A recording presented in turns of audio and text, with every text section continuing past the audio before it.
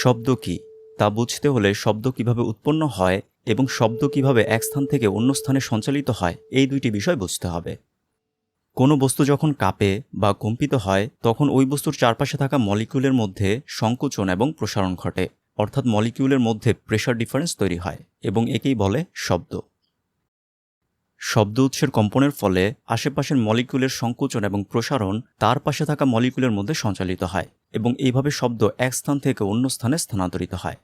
বিষয়টি ভালোভাবে বোঝা যায় একটি স্লিঙ্কিকে আগে পেছনে কম্পিত করলে। স্লিঙ্কিকে আগে পেছনে কম্পিত করলে স্লিঙ্কিতে যেমন সংকোচন প্রসারণ স্টার্টিং পয়েন্ট থেকে শেষ পর্যন্ত সঞ্চালিত হয়, ঠিক একইভাবে শব্দ এক স্থান থেকে অন্য স্থানে সঞ্চালিত হয়।